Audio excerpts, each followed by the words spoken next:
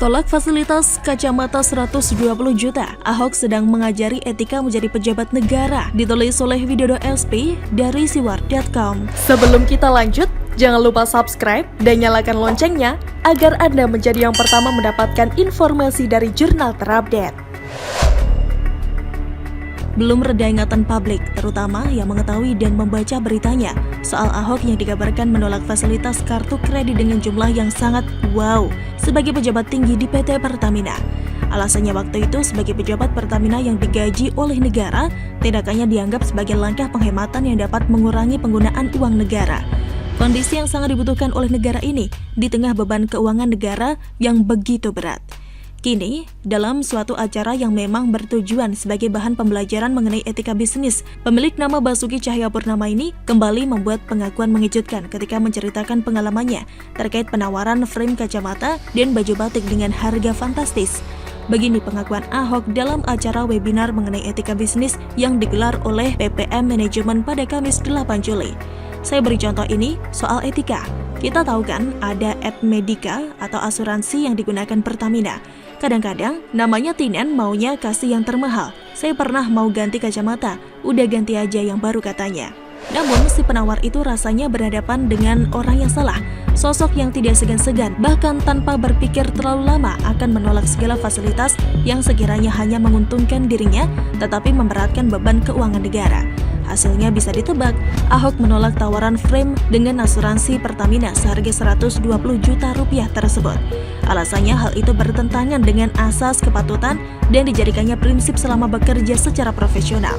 Alasan yang lantas diajukan oleh si penawar adalah, gak apa-apa kok, ini dibiayai oleh negara, ini kan penunjang operasional, juga terkait jabatan dan tanggung jawab yang Bapak jalankan di perusahaan. Sama saja bagi saya, alasan model begini gak mempan bagi Ahok terkait penawaran harga frame kacamata fantastis. Begitu pula ketika ditawari batik senilai 20 juta rupiah per bajunya. Jawaban Ahok atas penawaran batik itu juga patut untuk direnungkan. Perlu nggak beli batik 20 juta rupiah? Kan nggak perlu. Kalau Anda batik tulis bantu orang 2 atau 3 juta rupiah, oke lah, kalau itu karya seni kita tolongin. Alasan mendasarnya bagi saya keren banget karena Ahok menganggap bahwa kebiasaan tidak boros anggaran negara harus dicontohkan, terutama oleh para pejabat BUMN, karena dia berada di lingkungan BUMN juga. Harapannya pun sebenarnya bisa kita tebak, para pejabat BUMN itu dapat menjadi panutan yang lantas menular pada seluruh perusahaan, bahkan menjadi kultur baru yang akan berdampak sangat positif bagi BUMN di mana mereka bekerja. Tidak terkecuali PT Pertamina yang dikenal sebagai perusahaan BUMN raksasa itu. Begini ya, ketika harga kacamata biasa beserta frame-nya, rasanya angka 10 juta saja sudah cukup. Istilahnya, sudah bisa dipakai sebagai alat bantu untuk melihat dan menunjang aktivitas pekerjaan. Begitu pula dengan harga batik senilai 20 juta. Sebagai fasilitas yang dibiayai oleh uang negara, rasanya secara umum orang sudah bisa mendapatkan batik berkualitas baik seharga maksimal 5 juta rupiah saja. Sebagai pemimpin, pilihan hidup untuk tidak memberatkan keuangan negara juga sejalan dengan prinsip yang kerap disampaikan oleh Ahok yang sering diungkapkan pada masa menjadi Gubernur DKI Jakarta. Kalau kepalanya lurus, bawahannya nggak berani nggak lurus. Sistem yang terbuka ini akan membuat orang yang jadi role model mentransformasi budaya. Transformasi budaya, perbaikan sistem yang akhirnya menjadi budaya yang akan menaikkan kualitas SDM di negeri kita. Itulah yang sedang Ahok perjuangkan dengan menjadikan dirinya sendiri sebagai teladan hidup, sosok yang sangat dibutuhkan pada zaman sekarang. Meski untuk melakukan ini bisa dibilang sangat berisiko. Penolakan kartu kredit dengan limit yang bikin ngiler, apakah tidak akan mengusik kenyamanan dan emosi dari para manajer sampai direksi Pertamina yang selama ini menikmati fasilitas tersebut? Terus, semisal gara-gara webinar ini lantas muncul kebijakan setelah dilakukan pemeriksaan ulang soal penggunaan uang negara terhadap fasilitas kacamata dan pakaian, tiba-tiba anggarannya dibuat menjadi 20% saja. Apakah tidak menimbulkan reaksi di tubuh BUMN penjual hasil olahan migas itu? Rasanya kok susah ya? Namun itulah seorang Ahok, seperti dahulu pernah ia sampaikan seandainya terjadi sesuatu, lalu berdasarkan keyakinan yang dia yakini mengharuskan dia menerobos kerumunan orang dengan cara melawan arus. Ahok akan lakukan itu tanpa keraguan sedikit pun. Lantas mengapa sekarang misalnya orang heran dengan penolakan Ahok soal fasilitas kartu kredit, lalu kini ada berita penolakan fasilitas soal kacamata dan batik dengan harga fantastis yang hanya bisa dibeli oleh segelintir orang di negeri ini? Begitulah kura-kura.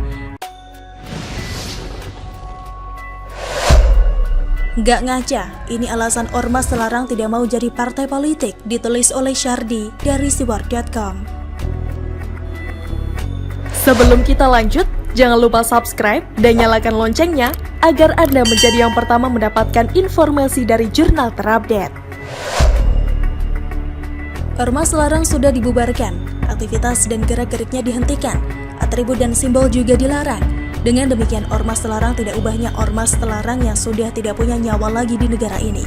Meskipun begitu, mereka tetap berusaha menggunakan Ormas Selarang, tapi istilahnya jadi beda, yaitu Front Persatuan Islam. Menurut pemberitaan beberapa media, tapi kabarnya bukan itu, tapi Front Persaudaraan Islam dengan logo yang berbeda. Tapi singkatannya tetap saja FPI.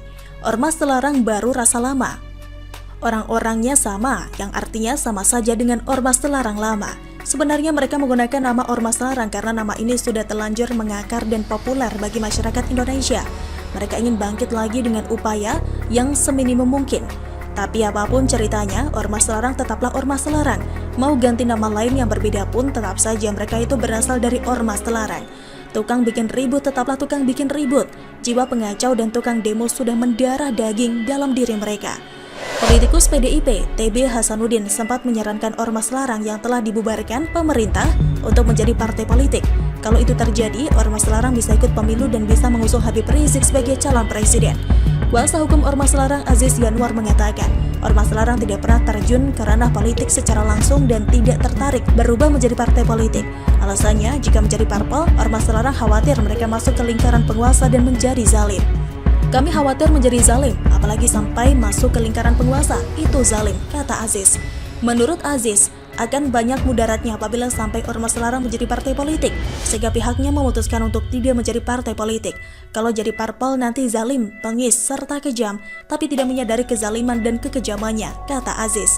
Pertama, akan lebih baik kalau Ormas Selarang, terutama orang-orang di dalamnya tidak terjun ke politik. Karena tidak terjun ke politik saja sudah berani mengobral agama untuk kepentingan politik. Tidak terbayang kalau orang-orang Ormas Selarang masuk ke politik. Bisa jadi kegaduhan yang memalukan. Kedua, Ormas Selarang ini sudah dicap sangat buruk, intoleran, bahkan radikal. Sweeping, intimidasi, suka main ancam, persekusi adalah seolah kerjaan mereka yang sudah diyakini kebanyakan masyarakat.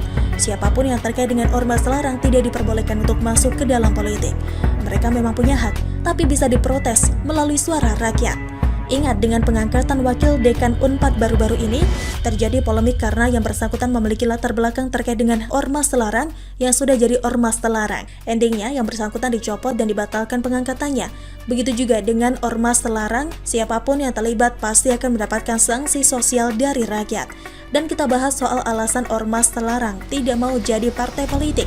Tapi ini hanya statement dari Aziz Yanwar yang perkataannya sang sulit jadikan referensi yang terpercaya. Tapi kita asumsikan saja begitu. Menurut Aziz, akan banyak mudaratnya jika Ormas Selarang menjadi partai politik. Dia khawatir kalau Ormas Selarang jadi parpol, nanti jadi zalim, bengis serta kejam. Apalagi sampai masuk ke lingkaran penguasa, ikut zalim. Ini maksudnya mungkin secara tidak langsung menyindir pemerintah zalim. Kalau Ormas Selarang ikut masuk ke kubu pemerintah, takut jadi zalim. Jadi Ormas Selarang yang sekarang tidak zalim, udah ngaca belum nih? Bangga banget ya, merasa jadi paling bersih dan suci? Pede banget. Sweeping tempat usaha orang, apakah itu bukan zalim? Persekusi dan intimidasi orang lain, apakah itu bukan bengis? Imam besarnya suka provokasi, menghasut dan teriak potong, apakah itu bukan kejam? Sekali lagi, tolong ngaca dulu deh. Mereka hanya kumpulan pengecut dan penakut, jumlahnya cuma segelintir dengan dukungan minim, tapi bertindak senak jidat, mengatur-ngatur negara sampai merasa lebih tinggi kedudukannya dari seorang presiden. Inilah contoh terbaik gerombolan tak tahu diri, sok garang dan berani menantang negara. Tapi begitu disikat langsung play victim, teriak dizalimi sambil nangis keluar ingusnya. Dan satu lagi, kenapa Ormas Selarang tidak mau dan sulit jadi parpol? Logistik. Untuk cover biaya operasional partai saja pasti bingung mau cari dana dari mana. Lihat saja pengikut mereka itu kayak gimana. Apakah mereka pengusaha semua? Hehehe. Bagaimana menurut Anda? Silahkan tulis komen Anda di kolom komentar. Jangan lupa untuk like, subscribe, dan share. Arkana pamit, sampai jumpa.